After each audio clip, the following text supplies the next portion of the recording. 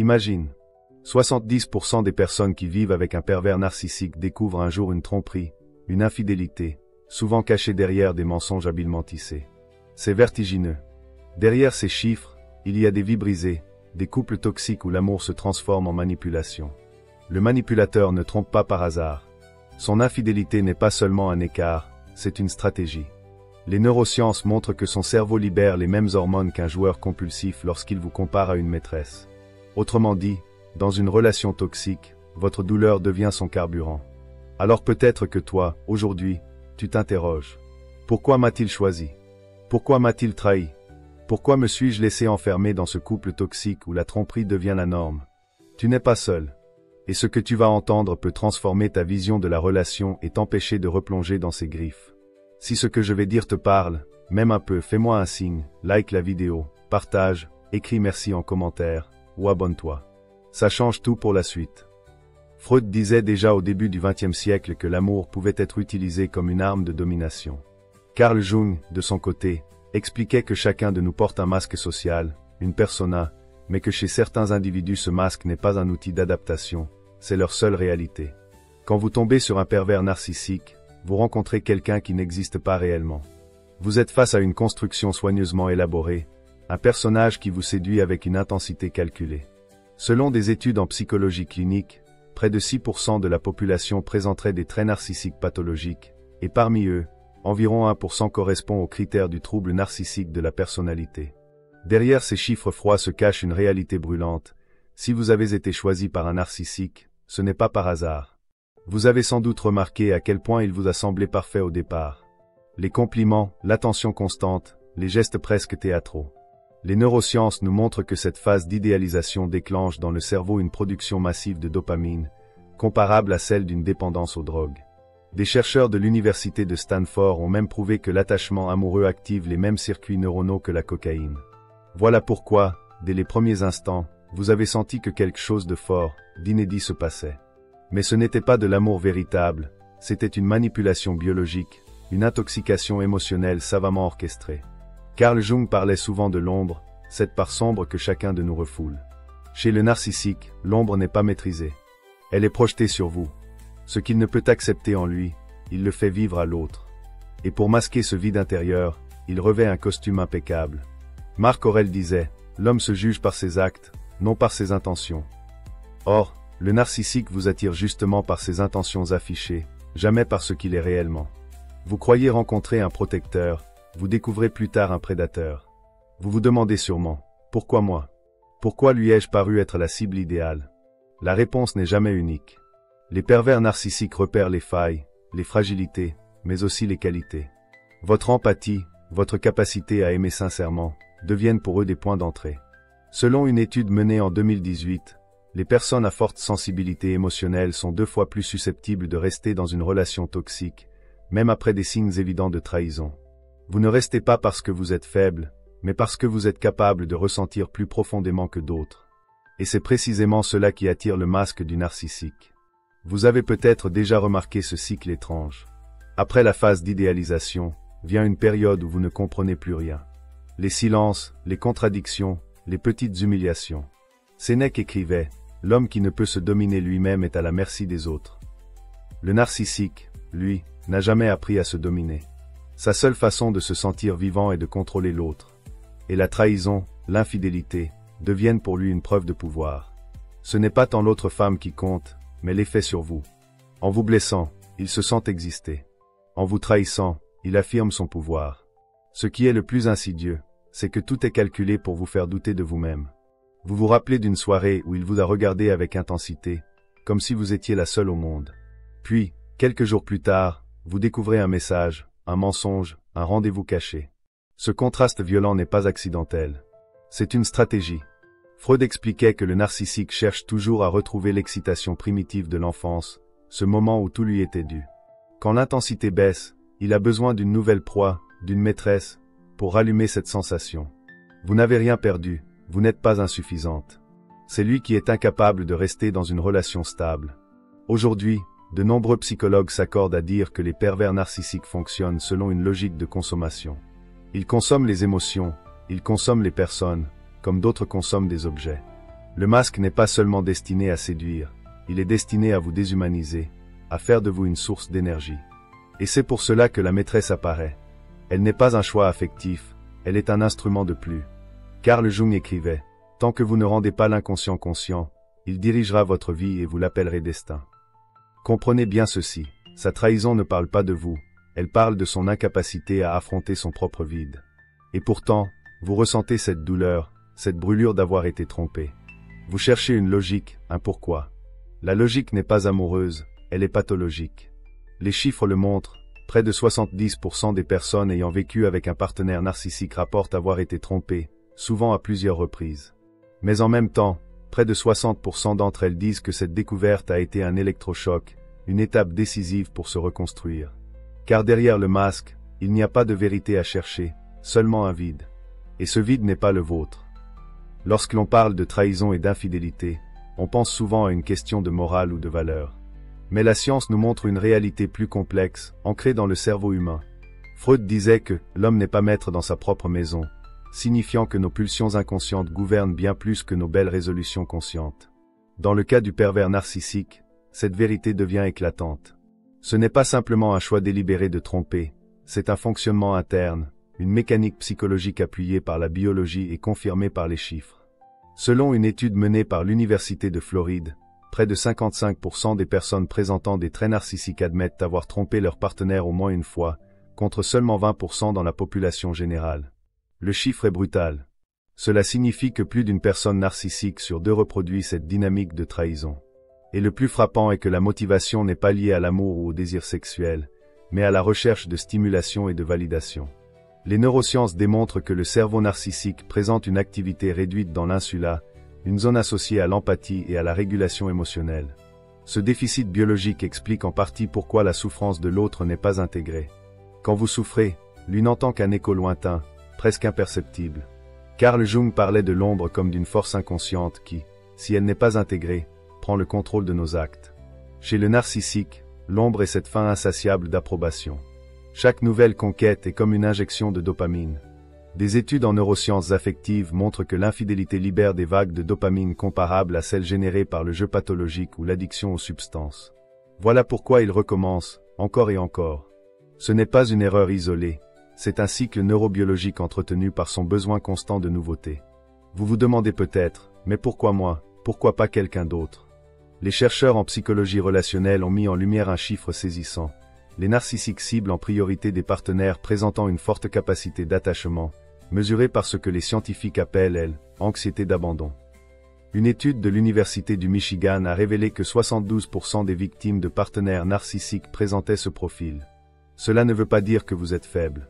Cela veut dire que vous êtes capable d'aimer avec intensité, ce qui vous rend d'autant plus vulnérable à ceux qui exploitent cet attachement. Mais l'infidélité narcissique ne se limite pas à la quête de dopamine. Elle a une fonction psychologique profonde, créer un triangle. Freud appelait cela le complexe de rivalité, une structure archaïque qui pousse l'individu à se sentir plus puissant lorsqu'il se sait désiré par deux personnes à la fois. Le pervers narcissique utilise la maîtresse pour renforcer son pouvoir sur vous. Il ne cherche pas seulement une autre relation, il cherche à créer une compétition invisible. Il veut que vous doutiez, que vous vous compariez, que vous vous sentiez en insécurité. C'est dans ce déséquilibre qu'il prend le dessus. Les chiffres confirment cette stratégie. Dans une étude publiée dans le Journal of Personality Disorder, 68% des partenaires narcissiques ont admis avoir utilisé l'infidélité comme une arme, non pas pour quitter leur couple, mais pour maintenir le contrôle à l'intérieur de celui-ci. L'infidélité devient alors une tactique de domination, pas une conséquence d'un manque d'amour. Carl Jung écrivait, « Là où l'amour règne, il n'y a pas de volonté de pouvoir. Là où le pouvoir prédomine, l'amour manque. » Dans la tête du narcissique, il n'y a pas d'amour, seulement la volonté de pouvoir. Pour comprendre ce qui se passe en vous, il faut aussi regarder du côté des neurosciences de la douleur. Les IRM cérébrales montrent que la douleur émotionnelle d'une trahison active les mêmes zones du cerveau que la douleur physique, notamment le cortex cingulaire antérieur. C'est pourquoi vous ressentez cette brûlure dans la poitrine, ce poids dans l'estomac. Vous n'inventez rien, c'est une blessure biologique. Et paradoxalement, cette intensité de souffrance devient pour lui un carburant. Car voir l'impact qu'il a sur vous renforce son sentiment d'existence. Marc Aurèle, dans ses Pensées pour moi-même, écrivait « L'insulte n'est rien d'autre que du vent, sauf pour celui qui la reçoit. » Le pervers narcissique a besoin que vous receviez, que vous absorbiez sa trahison, pour que sa stratégie fonctionne. Si vous restiez indifférent, son mécanisme se briserait. Voilà pourquoi il insiste, pourquoi il multiplie les signaux, les mensonges grossiers, parfois même les aveux.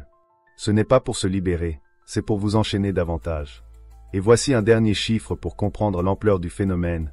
Près de 40% des victimes de pervers narcissiques rapportent avoir développé des symptômes de stress post-traumatique après la découverte d'une infidélité. Ce n'est pas un simple chagrin amoureux. C'est un traumatisme qui peut laisser des traces profondes, comparables à celles d'un accident ou d'une agression. La science le prouve, la psychologie le confirme. Vous n'exagérez pas votre douleur. Elle est réelle, mesurable, et pourtant, dans son cerveau à lui, elle ne compte pas. Carl Jung affirmait que nous ne tombons pas amoureux d'une personne par hasard, mais que nous sommes attirés par ce qu'elle réveille en nous, consciemment ou non. Dans le cas du pervers narcissique, la maîtresse n'est pas une histoire d'amour parallèle, mais un miroir déformant. Elle incarne ce que Jung appelait l'ombre, cette partie obscure de l'âme que nous refusons de voir en nous-mêmes et que nous projetons sur les autres. Le narcissique, incapable d'affronter son propre vide, cherche sans cesse un miroir extérieur pour exister. La maîtresse devient alors une scène, un théâtre où il rejoue ce qu'il refuse d'affronter en lui-même. Vous vous demandez peut-être, pourquoi ne peut-il pas se contenter d'une seule relation? La réponse se trouve dans ce mécanisme d'ombre. Freud avait déjà montré que les pulsions inconscientes, lorsqu'elles ne sont pas intégrées, se traduisent en actes répétitifs et compulsifs. Le narcissique n'a pas la capacité d'introspection. Il ne supporte pas de se voir tel qu'il est réellement. Alors, il utilise la maîtresse pour incarner cette partie de lui qu'il refoule. Elle n'est pas une femme librement choisie, elle est le symbole de ce qu'il n'ose pas confronter, sa peur de l'abandon, son insécurité profonde, sa rage de ne jamais être assez. Les chiffres confirment cette dynamique. Une étude du Journal of Social and Clinical Psychology révèle que 80% des narcissiques qui entretiennent une maîtresse le font non pas par amour ou par désir sexuel, mais pour renforcer leur image d'eux-mêmes. Ils expliquent ressentir une « illusion de valeur » lorsqu'ils constatent qu'une autre personne les désire. Ce n'est donc pas vous qu'il rejette, c'est lui qu'il fuit. La maîtresse devient un refuge illusoire contre son propre abîme intérieur. Jung disait, ce que nous ne voulons pas voir en nous-mêmes, nous le rencontrons fatalement à l'extérieur. En d'autres termes, la maîtresse est le reflet de son ombre. Mais ce miroir a aussi un effet pervers sur vous. Car en découvrant cette trahison, vous êtes entraîné malgré vous dans son théâtre psychique. Vous commencez à vous comparer, à vous demander ce qu'elle a de plus, à vous juger à travers ses yeux. Le piège est là, l'ombre qu'il refuse de voir devient une ombre que vous commencez à porter. Vous vous chargez d'un fardeau qui n'est pas le vôtre. Ce mécanisme explique pourquoi tant de victimes de pervers narcissiques développent une baisse d'estime d'elles-mêmes. Une enquête réalisée par l'American Psychological Association en 2019 a montré que 67% des personnes trompées par un partenaire narcissique ont rapporté une perte durable de confiance en elles, même après la rupture. L'impact psychologique est immense, parce qu'on ne se sent pas seulement trahi, on se sent dévalorisé. Or, c'est précisément ce que recherche le narcissique, déplacer son ombre sur vous, pour ne pas la porter seule. Sénèque écrivait, « Ce n'est pas parce que les choses sont difficiles que nous n'osons pas, c'est parce que nous n'osons pas qu'elles sont difficiles. » Le narcissique n'ose pas affronter ses failles. Il ne les reconnaît pas, il ne les accepte pas. Alors, il choisit la voie la plus facile, la projeter sur autrui. La maîtresse devient une preuve vivante de sa puissance, un trophée illusoire, mais aussi un outil de torture psychologique pour vous. Car plus vous souffrez, plus il se sent fort. La psychanalyse contemporaine apporte un éclairage supplémentaire. Des chercheurs en psychodynamique estiment que l'infidélité narcissique répond à un besoin de fragmentation identitaire.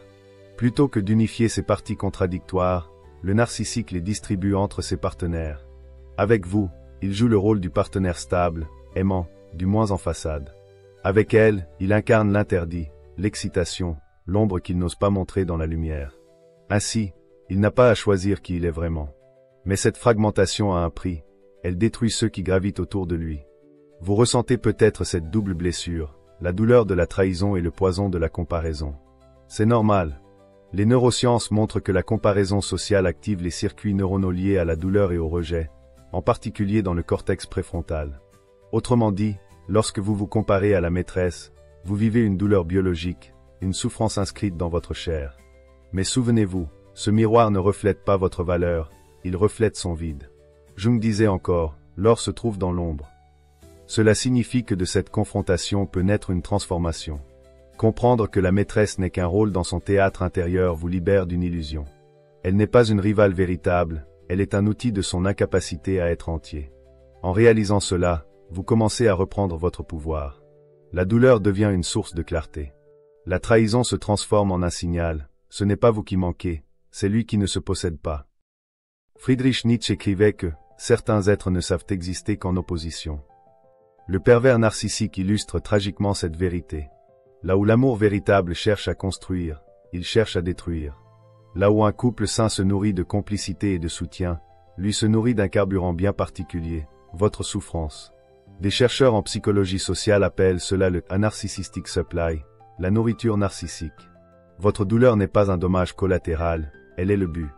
Et la comparaison avec une maîtresse devient l'arme privilégiée pour vous faire saigner intérieurement. Des chiffres confirment cette réalité. Une étude publiée dans le Journal of Personality and Social Psychology a montré que 74% des personnes présentant des traits narcissiques élevés avouent volontairement utiliser la jalousie comme stratégie de contrôle dans leurs relations. En d'autres termes, ce que vous vivez n'est pas un accident, c'est un mécanisme intentionnel.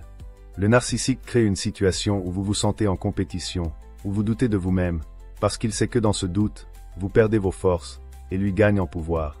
Freud parlait déjà de ce phénomène sous le terme de « bénéfice secondaire de la souffrance de l'autre ». Le narcissique n'a pas la capacité d'éprouver de l'empathie authentique, mais il ressent une intensité particulière lorsqu'il constate l'impact de ses actions. C'est comme un électrochoc pour son ego.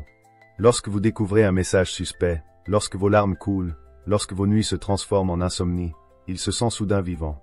Votre douleur devient la preuve qu'il compte, qu'il existe, qu'il a du pouvoir. Carl Jung, de son côté, expliquait que les relations toxiques fonctionnent comme des alchimies inversées. Au lieu de transformer le plomb en or, elles transforment l'or en plomb. Votre énergie, vos qualités, votre amour sincère deviennent la matière qu'il corrompt pour se sentir fort. La comparaison avec une maîtresse accentue ce processus. Vous commencez à vous demander, que lui donne-t-elle que je ne donne pas? Pourquoi elle et pas moi? Et dans cette spirale de questions, vous perdez peu à peu la certitude de votre propre valeur. Les neurosciences apportent un éclairage glaçant. Des études menées à l'université de l'Éden ont révélé que les individus narcissiques présentent une activation accrue de leur système de récompense cérébrale lorsqu'ils observent des signes de détresse chez autrui. Autrement dit, la souffrance de l'autre génère chez eux une forme de plaisir mesurable. Ce qui, pour vous, est une blessure insupportable, devient pour lui une satisfaction chimique. Voilà pourquoi la comparaison est entretenue, pourquoi les maîtresses se succèdent, pourquoi il semble parfois presque vouloir être découvert. Sénèque disait, « Celui qui fait souffrir autrui se blesse lui-même ». Et c'est là le paradoxe du narcissique. En se nourrissant de votre douleur, il ne guérit jamais son vide intérieur. Il ne fait que l'agrandir. Mais à court terme, cette stratégie fonctionne pour lui. Elle le rend puissant, il se sent au centre, indispensable. Et vous vous retrouvez au bord du gouffre, à chercher des explications. Vous vous comparez, vous vous diminuez, et lui s'élève dans l'illusion. Pourtant, il faut comprendre que cette comparaison n'a rien de rationnel.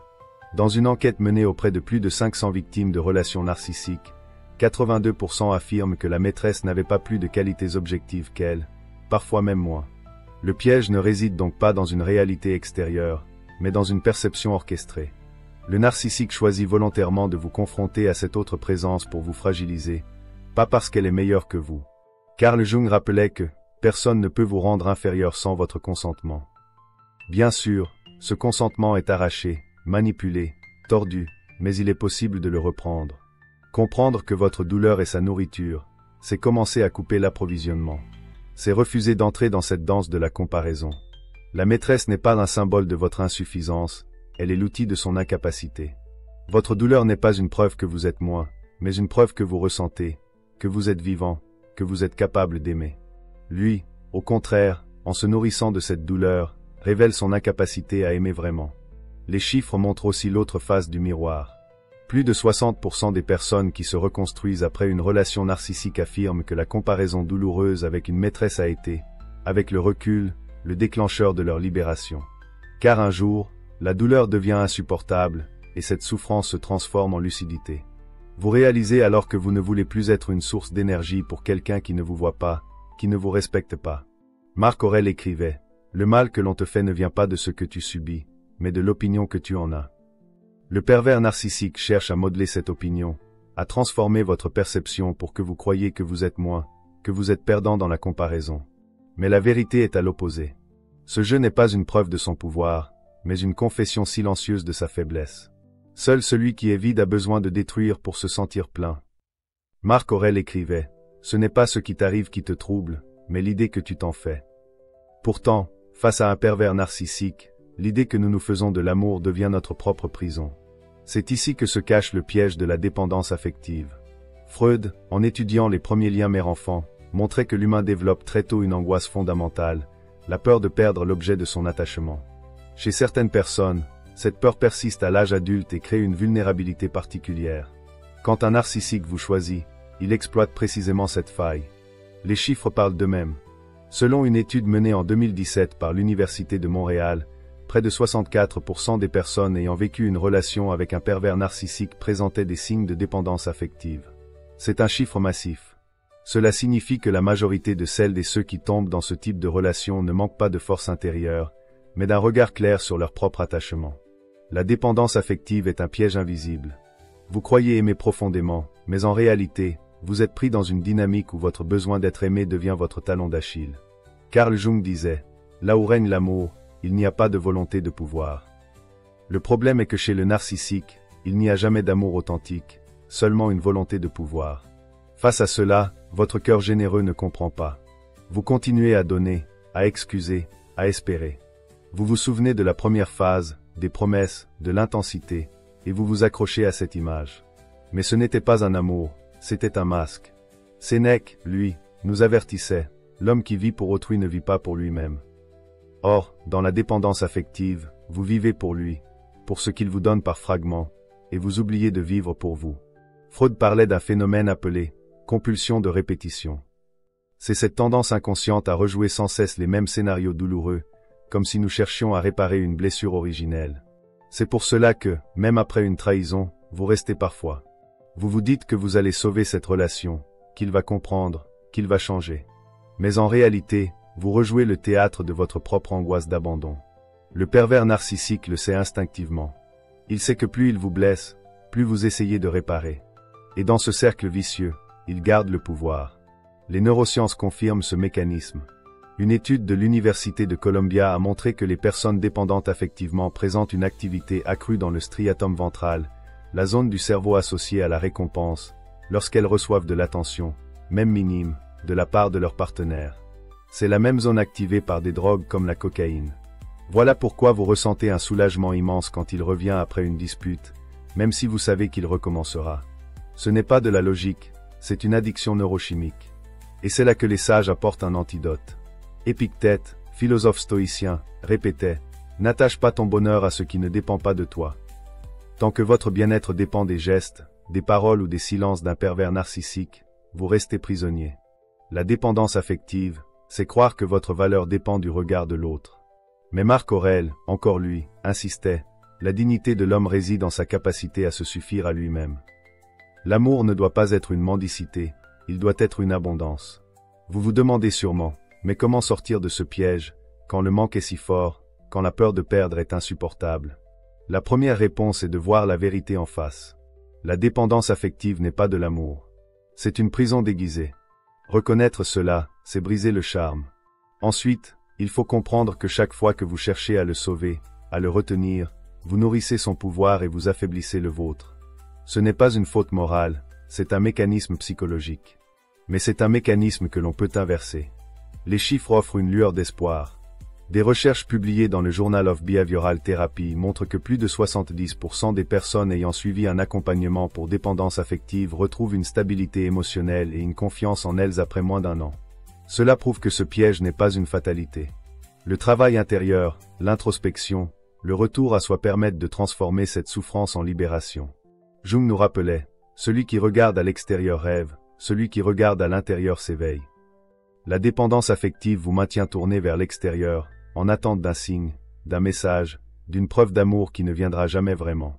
Mais si vous commencez à tourner ce regard vers vous, à écouter vos propres besoins, vos propres blessures, vous sortirez du cercle infernal. Alors, vous verrez que ce que vous cherchiez chez lui n'était qu'un reflet déformé de ce que vous portez déjà en vous. Carl Jung écrivait, « On ne devient pas éclairé en imaginant des figures de lumière, mais en rendant conscient l'obscur. » Le pervers narcissique vous a entraîné dans son labyrinthe, un dédale fait de promesses, de mensonges et de contradictions. Vous vous êtes senti piégé, comme Thésée face au Minotaure. Mais ce labyrinthe, aussi étouffant soit-il, contient aussi une vérité. C'est à travers lui que vous pouvez trouver une nouvelle puissance intérieure. La trahison, aussi douloureuse soit-elle, peut devenir un levier, une porte vers une transformation que vous n'auriez jamais imaginée. Les chiffres montrent que ce basculement est possible.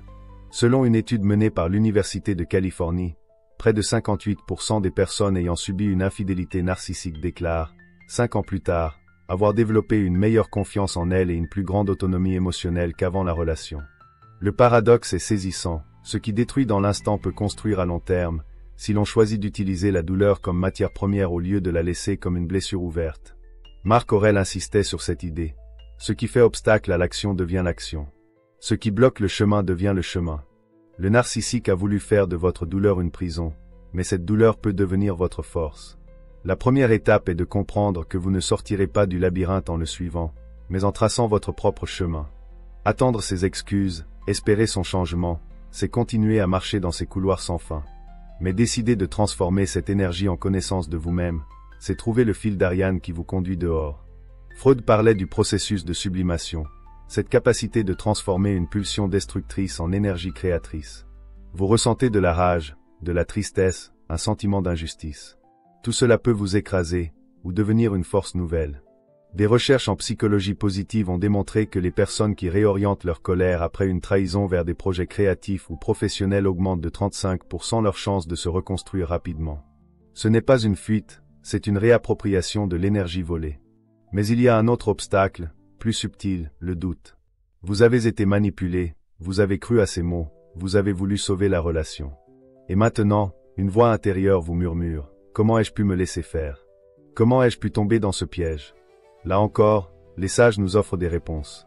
Sénèque écrivait, ce n'est pas parce que tu es tombé que tu es faible, c'est parce que tu as voulu te relever que tu es fort. Le narcissique a joué avec vos zones les plus humaines, votre empathie, votre capacité à aimer, votre désir d'harmonie. Ce ne sont pas des faiblesses, ce sont vos plus grandes richesses. Mais elles doivent désormais être dirigées vers vous, et non plus contre vous. Les neurosciences confirment la puissance de cette réorientation. Une étude menée par l'Université de Londres a montré que la méditation et les pratiques de pleine conscience réduisent de 40% l'activité des circuits de rumination après une trahison. Autrement dit, au lieu de tourner en boucle sur ce qu'il a fait, sur ce que vous auriez pu faire, votre cerveau apprend à créer un nouvel espace de calme, un terrain fertile pour reconstruire. Jung parlait des individuations, ce processus par lequel l'individu cesse de vivre à travers l'autre pour devenir lui-même. La trahison, aussi brutale soit-elle, peut être le déclencheur de cette individuation. Et puis, il y a cette vérité difficile à accepter, il ne changera pas. Les études cliniques montrent que seulement 5 à 10% des individus diagnostiqués avec un trouble narcissique profond parviennent à une amélioration durable, même après une thérapie. Miser sur son changement, c'est rester prisonnier du labyrinthe. Miser sur votre propre évolution, c'est sortir de ces murs. Comme le disait Épictète, ce qui dépend de toi, ce n'est pas ce que l'autre fait, mais ce que tu choisis de faire de ce qu'il a fait. Le levier de puissance intérieure naît donc dans ce choix. Choisir de voir la trahison non comme une fin, mais comme un commencement. Choisir de regarder non pas la blessure, mais ce qu'elle révèle de vos besoins profonds. Choisir de ne plus donner votre énergie à celui qui la consomme, mais de la réinvestir dans votre propre vie. Les témoignages abondent. Des personnalités publiques comme Oprah Winfrey ou Lady Gaga ont parlé ouvertement de leurs expériences avec des relations toxiques. Elles décrivent la douleur de la trahison, mais aussi comment cette douleur a été le déclencheur d'une transformation radicale. Oprah disait, « Les blessures sont là pour nous montrer où nous avons besoin de lumière. Ce qui vous détruit aujourd'hui peut devenir la racine de votre renaissance. » Le narcissique a voulu que vous restiez dans son labyrinthe, prisonnier de vos questions, de vos comparaisons, de votre besoin de comprendre. Mais vous pouvez transformer cette trahison en levier, en énergie pour vous libérer. Car le plus grand échec, ce n'est pas d'avoir été trompé, c'est de croire que votre valeur dépend de celui qui vous a trahi. Et le plus grand triomphe, c'est de transformer cette douleur en une nouvelle force, une force qui ne dépend plus de lui, mais de vous. Marc Aurèle écrivait, « La perte n'est rien d'autre qu'un changement. » Vous venez de traverser une tempête intérieure, celle de la trahison, du doute, de la douleur qui vous a arraché jusqu'à vos racines. Mais il faut comprendre ceci, une tempête n'a jamais détruit la mer, elle l'a seulement agitée. Vous êtes cette mer, La trahison a remué vos profondeurs, mais elle ne vous a pas anéanti.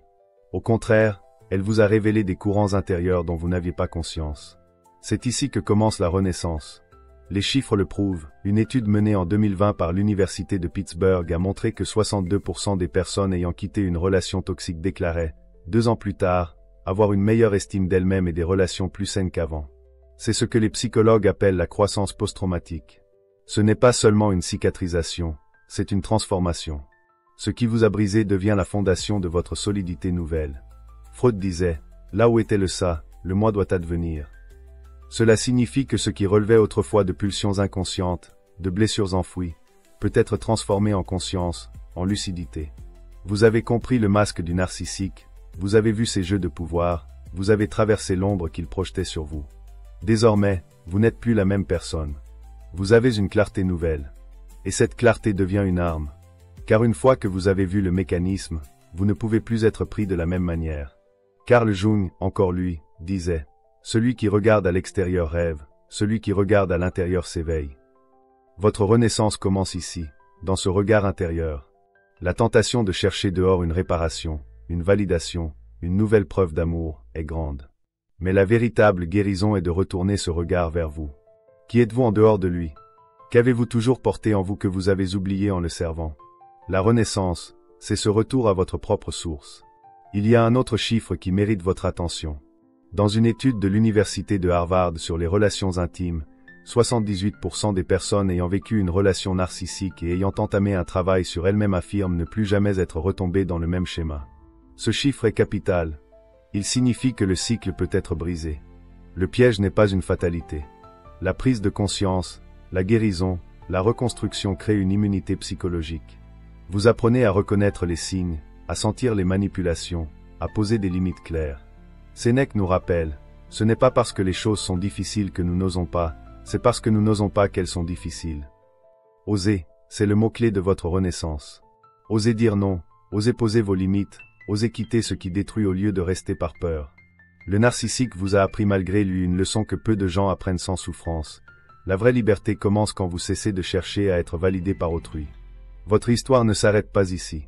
Elle se réécrit. Et cette réécriture ne consiste pas seulement à tourner la page, mais à écrire un nouveau livre. Les psychologues parlent de narration réparatrice. Cela signifie que vous pouvez choisir de raconter votre passé non pas comme une tragédie, mais comme une initiation. Oui, vous avez été trompé, humilié, manipulé. Mais vous avez aussi survécu. Et en survivant, vous avez acquis une connaissance rare, une lucidité que beaucoup n'ont pas. Des personnalités comme Maya Angelou, qui a vécu des traumatismes profonds, expliquaient que leur renaissance passait par ce changement de récit intérieur. Vous ne pouvez pas contrôler tous les événements qui vous arrivent, mais vous pouvez refuser de ne pas être réduit par eux. C'est exactement le cœur de votre transformation. Ne pas être réduit à cette histoire, mais l'utiliser comme tremplin. Et voici une vérité que les neurosciences confirment, le cerveau humain est plastique. Il se réorganise en fonction de nos expériences, mais aussi de nos choix conscients. Une étude de l'Université de Zurich a montré que de nouvelles connexions neuronales commencent à se former après seulement 8 semaines de pratique centrée sur l'autocompassion et la pleine conscience. Autrement dit, votre renaissance n'est pas qu'une idée spirituelle, c'est une réalité biologique. Vous pouvez reprogrammer votre cerveau pour ne plus dépendre des griffes du narcissique. Le narcissique voulait que votre douleur soit sa victoire. Mais votre renaissance peut être sa défaite silencieuse. Non pas en cherchant à lui prouver quoi que ce soit, mais en cessant de lui donner ce pouvoir. La vraie revanche, c'est votre liberté. La vraie victoire, c'est de ne plus jamais tomber dans les chaînes qu'il voulait resserrer. Vous n'êtes plus dans la tempête. Vous êtes après. Vous êtes sur cette plage intérieure où tout est calme, où les vagues se sont apaisées, où un nouveau soleil se lève. Et dans ce silence, vous entendez enfin votre propre voix. Elle dit, tu es assez. Tu as toujours été assez. Et tu ne retomberas plus jamais dans leurs griffes.